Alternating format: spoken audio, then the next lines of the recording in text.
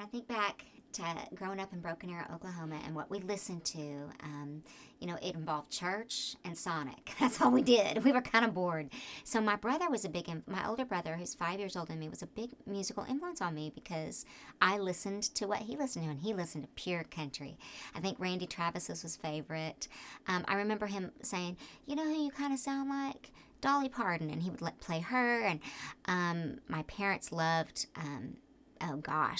anything on the radio, on PBS. They would listen to symphony and country music. My mom listened to Tapestry, but we would listen to anything that I liked because it seemed to be my world. I grew up in a family of chemical engineers, so I would be drawn to a voice, and I wouldn't be even able to explain why.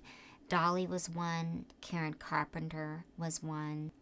I always refer back to when I was a little girl hearing her, because it's not like I'm an adult talking to you now and talking about her pain. I knew as a child, this lady has had dark times. How do I know that? How do I know that? There's a cry in her voice, much like Patsy Cline had.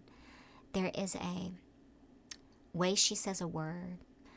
There is a gruff thing that comes in so every once in a while. And I think to be a great artist, you must have experienced some sort of pain. And we all know the stories about Karen.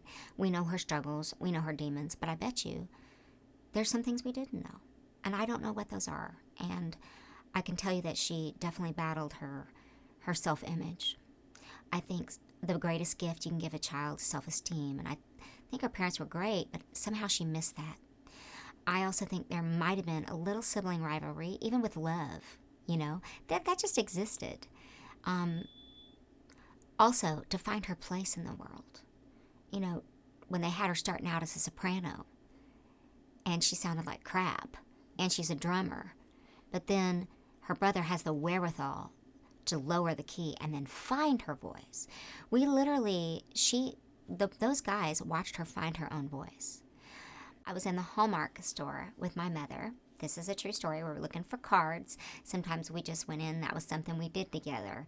And on the radio was Karen Carpenter. And I heard, when I was young, I'd listen to the radio, waiting for my favorite song. And I thought, oh, what's that? There's only one voice like that. Who is that? And Mom, who is that? She said, that's Karen Carpenter. So I went home. This was before the internet, before it was so easy, and I began to try to listen to her, try to find her. Mom, take me to the record store back when we bought the cassette tape. I saved up and got her tapes, and I became completely aware of the Carpenters and Karen. And there was an old soul about her, almost like if you believe that someone has been to the earth several times, I think maybe she would be one that would apply to that. Like, she's been here before. She's lived. And it showed in her voice. I'm a little kid. I'm thinking, I want to be like that. I couldn't have put it into words very well, but I knew I wanted to be. I knew I had a unique voice, and I knew she had a unique voice. And I've always been drawn to voices who do not sound like anybody else, whether you love them or hate them. And some, a lot of people don't just love my voice, but there's only one of me. And those other examples, like Dolly and Karen, made me feel like I could do it, if that makes sense.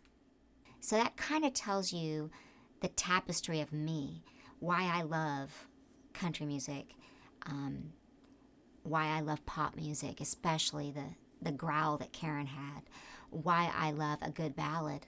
I think before Celine, there was Karen. When we talk about Karen, the cry in her voice and also the technique in her voice, I do want to touch on the technique because I am a technician. I've been taught, and Stephen sometimes says something very great. You have to be carefully taught, and I was. However, then there's part of it that you have to let go and just sing. I think Karen struck the perfect balance. But when I listened to her breath support and her line, I think, wow, she probably could stay under the water for 2 minutes. I think that Karen's lines and diction are probably two of her best qualities, because at the end of the day, if you can't understand somebody, then what does it matter? That is the way I feel anyway. When I listen to somebody on the radio now, or I listen to anything on Spotify or whatever, if I can't understand them, I'm not interested. Maybe that makes me old school. But when I was in the 3rd grade, I was outside. I remember listening to her sing. My mom, we had the radio blaring. And I was struck about, I could understand her. And I always thought that it would be important for me, no matter what I did in life, speaking, singing, heck, praying, whatever it is, to be understood, so that as to understand. Well, what Karen's music has to offer today to young artists is teaching. Like, oh, I can understand that. You hear me talking about the lyric a lot. It's because lyric is life. Beautiful melodies are written every day, but the lyric, she nailed. She was all about it. I think probably for her, she was like, yeah, my voice. Listen to me play the drums. Yeah, my voice, but listen to this lyric. I bet you she was like that. I don't know it. So she offers teaching. She offers that to our young generation. She offers rawness, her soul, letting it be seen. We have the internet now where everyone can become a star. And people are celebrated for how to put on their eyeliner. And I'm not dogging it. I'm saying good for them. Now everyone has a platform. But let's not forget about artistry. Let's not forget about liner notes and how they wrote them. That's what I would look at them. Oh, why they wrote a song. Oh, crap. This guy played. Wait, what happened to the guitarist here? Like, I looked at that stuff. That's what I want people to take from Karen. And I want them to also know that probably her greatest love was being in love. And with that comes pain. And that, that was hard for her. And she put it in her music.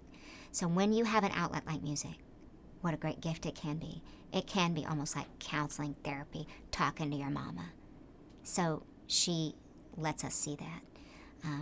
She certainly changed the landscape of my music. I mean, when I saw Julie Andrews singing, "The hills are alive with the sound of music" on a hill, I thought, well, that's me. But there was another part of me that was very much Karen. And I know that she would have lived on, and that she lives on through music.